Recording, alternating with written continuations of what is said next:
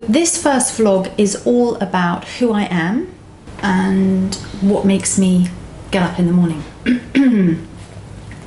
My degree was in history, and when I left Cambridge I started working in television and then newspapers, and my final job in my late 20s was at the Mail on Sunday, and I had a lot of responsibility as features editor of one of their weekend supplements. In many ways that world was everything, and that job was everything I hoped it would be. Very glamorous. My days were spent interviewing celebrities, managing a very large team of about 30 people, different writers, putting the issue together under the auspices of my editor. The standards at the Mail on Sunday were very high, and I found it very inspiring being with people who were very good at their job. However, I had a dirty little secret, which was that I was working too hard, I was stressed all the time, and I wasn't happy because I didn't like who I had to be to operate in that world. I had to be extremely tough. And as we all know, when we're unhappy, our health takes a hit. And I started to get chronic IBS.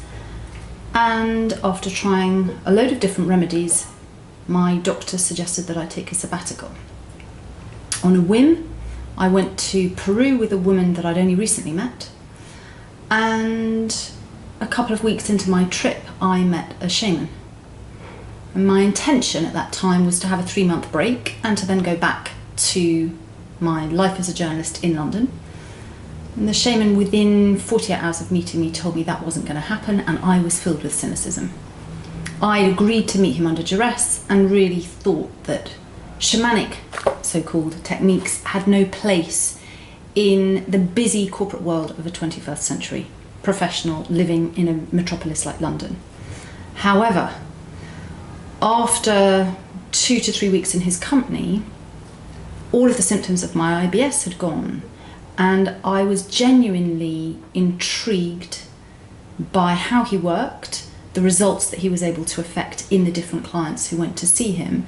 And this was a time when shamanism wasn't a buzzword in the West. People hadn't heard of ayahuasca, people weren't into energy, and so on and so forth. So everything was very fresh. I didn't have any points of reference for the world that I was experiencing, but I felt I'd touched on something incredibly powerful that certainly was helping me, and that possibly had the potential to help other people too. Going back to the shaman's dictum that I wasn't going to go back to my life as a journalist, he also offered me the opportunity to study with him. I was extremely resistant, and it took me, in fact, a good couple of years before I really started to commit to the shamanic path. The rest of that story is the bulk of my memoir, The Shaman In Stilettos, but that gives you a taste of how I got to do what I do. And I first met my mentor 15 years ago now. I have studied with him every year since I first met him, traveling to Peru. And I think the way in which he approached me and how quickly he knew that this was going to be my path, and the resistance that I felt initially, are very much part of the authenticity of me and the practice that I offer to my clients. But now let's come on to you and what my practice can give you. I firmly believe and know that all of us have huge reserves of energy, creativity, and confidence within us. And I also know that in our fast-paced, responsibility-rich world, we can lose sight of those things and get stressed and wound up, and we really lose our connection with ourselves and the potential of our individual lives. And my job is enabling you to reconnect to who you are, to reconnect to that confidence, to that vision for yourself, and to your light. Marianne Williamson has talked a lot about the light that we all carry.